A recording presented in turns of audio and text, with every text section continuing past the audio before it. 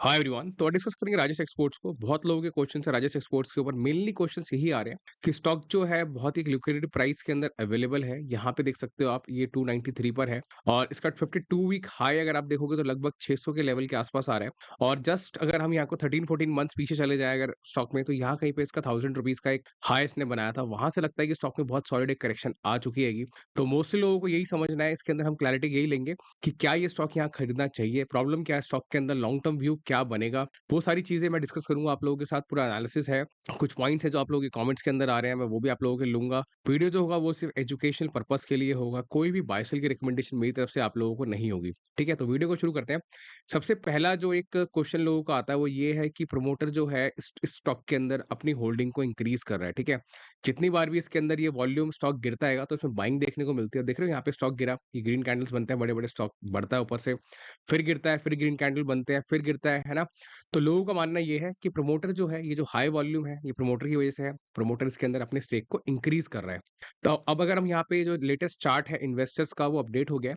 ठीक है, मार्च तक आ चुका है, अभी हम अप्रैल मंथ के अंदर है।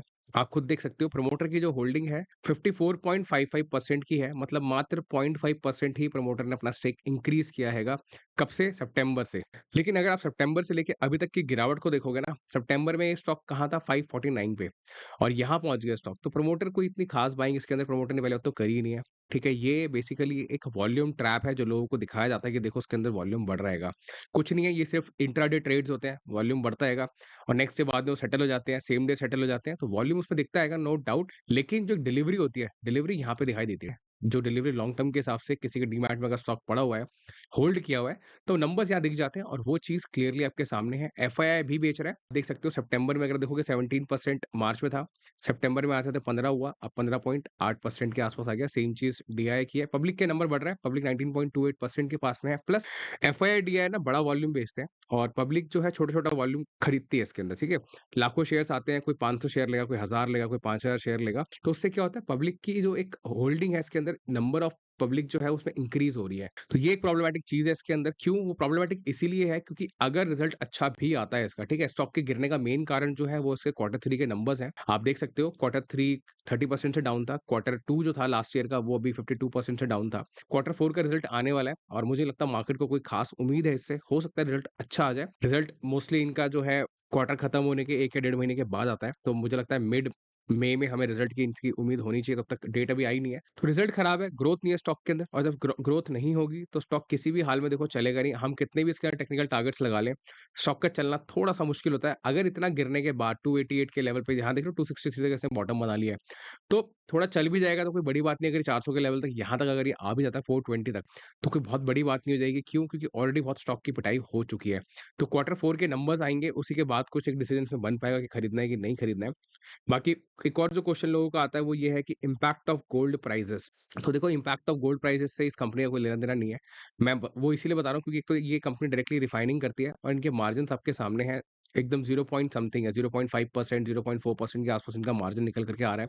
तो अगर ये गोल्ड ट्रेड के अंदर होते तो डेफिनेटली ये खुद गोल्ड की प्रोडक्शन करते, उसको बेच रहे होते, तो डेफिनेटली इनको बहुत फायदा होता। लेकिन ये लोग सिर्फ रिफाइनिंग करते हैं, तो इनको माल मिलता है, रिफाइन करते हैं, आगे भेज देते हैं, बहुत ही छोटा-सा इनको एक मार्जिन उसके अंदर मिलता है। दूसरी चीज़, इनके खुद के जो गोल्ड के स्टोर्स हैंगे, वो बहुत ही कम है। इनके वॉल्यूम के कंपैरिज़न में 80 ज्वेलरी शोरूम्स हैं इनके, और जो आप इनका क्वार्टरली एक या एनुअली अगर आप इनका वॉल्यूम देखोगे रेवेन्यू का, तो ये लगभग 3 लाख से ज़्यादा का आएगा।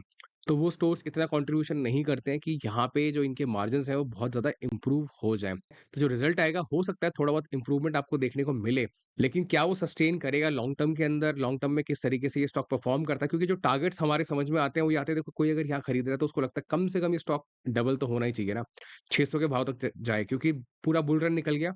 मेजॉरिटी जो इसके अंदर बाइंग आनी शुरू हुई थी, जो इसमें रिटेलर ने जो इसमें इंटरेस्ट लेना शुरू किया था, वो यहाँ था जब ये 500 के लेवल पे यहाँ कहीं कंसोलिडेशन में आ गया था। स्टॉक गिरते गिरते कंसोलिडेट हुआ, यहाँ पे रिटेलर्स बहुत ज्यादा एंटर हुए, उनको यही था कि 500 से बढ़ के हम 1000 तक एक स्विंग ट्रेड इसमें कर लेंगे। लेकिन वो चीज़ हुई नहीं, स्टॉक गिरता गया और अब भी लोगों को यही लगता है कि हम एक स्विंग कर सकते हैं। तो देखो, नेट नेट ये सारे पॉइंट्स डिस्कस करने के बाद जैसे हमने बोला कि वॉल्यूम ग्रोथ आपके सामने ही है, जितना वॉल्यूम इसमें बढ़ता रहेगा वो सब एक ट्रैप की तरह नज़र आता है। ठीक है, क्योंकि ये बड़े-बड़े ग्रीन कैंडल बनते रहेंगे और उसके बाद में स्टॉक यहाँ से गिरने लगता है, तो पब्लिक को फँसाया जाता है। दूसरी चीज़, रिज़ल्ट कोई खास नहीं है। तीसरी चीज़, जो गोल्ड के प्राइसेज़ बढ़े हैं उससे कोई फ़ायदा नहीं है। चौथी चीज़, प्रमोटर बाय कर रहा है, वो मैंने आपको दिखा दिया। अब काफ़ी लोग बोलेंगे करें क्या? देखो, करना ही है। कि जिसके पास में है ऑफ कोर्स आप लॉस में बैठे हो तो आप होल्ड करो। किसी ने अगर 500 के भाव में लिया है, 400 के भाव में लिया है, एवरेज मेरे को नहीं लगता आपको करना चाहिए। आप लेकिन अपने फाइनेंशियल एडवाइज़र से ज़रूर सलाह करो इसके अंदर कि उनका क्या कहना है। मेरे अकॉर्डिंगली आपको एवरेज नहीं करना चाहिए, ठीक है? एवरेज तब करो जब रिज़ल्ट अच्छा आ जाए। अब काफ़ी लोग बोलेंगे जब रिज़ल्ट अच्छा आ जाएगा तो स्टॉक पहले ही चल जाएगा। तो देखो यार, रिज़ल्ट अच्छा आने के बाद स्टॉक चलेगा ना अगर, तो बहुत ज़्यादा से ज़्यादा 10% चल जाएगा और रिज़ल्ट आपको मालूम पड़ जाएगा तब तक। तो 10% महँगा खरीद लेना। अगर 290 का शेयर है, अगर ₹29 ₹30 बढ़ भी गया, 330 320 के लेवल पे अगर स्टॉक आ भी गया रिज़ल्ट अच्छा आने के बाद और आपका व्यू लॉन्ग टर्म का है, तो आप तब खरीद लेना क्योंकि रिज़ल्ट तो अच्छा आ गया ना। और कोई अगर कमेंट्री वगैरह भी मिल जाए, क्योंकि कमेंट्री मैनेजमेंट देता नहीं है, कोई डॉक्यूमेंट नहीं है, कुछ नहीं है, आप एनएसई की साइट पे जाकर चेक कर लो, कुछ नहीं मिलता इनके यहाँ पर, ठीक है? ये बिल्कुल ही एकदम साइलेंट मोड पे चल रहा है बिज़नेस। प्रमोटर बैकएंड में क्या कर रहा है, क्या ग्रोथ होने वाली है, क्या कैपेक्स है, कोई इन्फॉर्मेशन नहीं है। तो नेट-नेट जिसके पास में है वो होल्ड करे। ऑफ कोर्स आपने इतने दिन वेट करा है, थोड़ा-सा और वेट कर लो, हो सकता है ऊपर चला जाए। दूसरी चीज़, रिज़ल्ट खराब आया तो डेफ़िनिटली स्टॉक पिटेगा और नीचे की तरफ आएगा, ठीक है? वहाँ किसी को एवरेज करना चाहिए, मेरे को नहीं लगता करना चाहिए। लेकिन हाँ, अगर आपको लगता है बहुत ही नीचे की तरफ आ चुका है, आपने 500 पे लिया है, आधे भाव में आ गया है, फिर आप एक एवरेज डाउन इसमें कर सकते हो। लेकिन वही है कि आपकी कन्विक्शन फिर लॉन्ग टर्म की होनी चाहिए और बिज़नेस में आपको एक भरोसा होना चाहिए कि हाँ, ये बिज़नेस चलेगा। देखो, बिज़नेस तो चलेगा ही चलेगा क्योंकि इनका जो वॉल्यूम है, रेवेन्यू का बहुत बड़ा है, 3-3 लाख का बिज़नेस है। ऐसे बंद तो नहीं हो जाएगा रातों-रात और इतनी कोई बड़ी प्रॉब्लम आएगी नहीं क्योंकि ऑलरेडी जो आनी थी वो आ गई है। क्या आ गया है? इनका जो ये डिग्रोथ है, ठीक है? और डिग्रोथ की वजह से स्टॉक ऑलरेडी पिट चुका हैगा। तो किसी को एवरेज करना हो, थोड़ा-सा नीचे अगर मिले तब कर लेना। अपवर्ड एवरेज करना बुरी बात नहीं है। अगर Q4 नंबर अच्छे आएँगे, तो आप अपवर्ड एवरेज भी कंसिडर कर सकते हो क्योंकि आपका व्यू जो है लॉन्ग टर्म का है, तब आपको थोड़ी तसल्ली भी होगी, थोड़ा-सा एक सपोर्ट भी होगा कि हाँ, रिज़ल्ट अच्छा आ चुका है। बाकी न्यू पोज़ीशन बनाने की बात करें तो देखो, मार्केट में 4 साढ़े 4 हज़ार कंपनियाँ और हैं। मैं पहले भी काफ़ी बार ये बात बोल चुका हूँ। आपको इससे बेटर कंपनीज़ मिल जाएँगी इन्वेस्ट करने के लिए। किसी को अगर इन्वेस्ट करना है, तो डेफ़िनिटली आपको और बेटर कंपनीज़ मिल जाएँगी। आप रिसर्च करें, मेरे चैनल पे काफ़ी वीडियोज़ हैं, आप एजुकेशन पर्पज़ के लिए उनको रेफ़र कर सकते हो, उनसे सीख सकते हो। कोई स्टॉक समझ आए, अपना एनालिसिस करके आप उनमें ले सकते हो। इससे बेटर कंपनीज़ है मार्केट के अंदर जो अच्छी ग्रोथ देंगी लॉन्ग टर्म के अंदर, क्योंकि ये स्टॉक चलेगा, कितना चलेगा, कहाँ तक एक हिट मारेगा टारगेट, क्योंकि पता है क्या है, लोग बेचेंगे बहुत इसके अंदर। जो ऊपर फँसा है ना, स्टॉक चल गया 400 पे आ गया, फिर लोग बेचेंगे। जिसका टारगेट मीट होगा, जिसके नंबर्स मीट होंगे, किसी का 500 का भाव है, भाव आ गया, उसको लगता है ठीक है, फँसे हुए 1 डेढ़ साल हो गया है, निकलो उसमें से, किसी और में जाएँगे। क्योंकि हर किसी के पोर्टफोलियो के अंदर एक ना एक स्टॉक ऐसा होता है, जिसको वो और बाय करना चाहता है, उसको लगता है कि वो स्टॉक मल्टी बैगर बन सकता है। तो यहाँ से पैसा निकालेगा, डाइवर्सिफ़ाई करके उसमें जाएगा। तो इसीलिए थोड़े चैलेंजेस आएँगे आगे जाके, स्टॉक अगर अच्छा भी होगा, तब भी लोग बेचेंगे क्योंकि जिसका भाव आएगा वो निकलेगा इसमें से। हर कोई इसमें ज़्यादा लॉन्ग टर्म के लिए होल्ड नहीं करेगा। डिपेंड करता है हर एक इंडिविजुअल टू इंडिविजुअल इन्वेस्टर, ठीक है?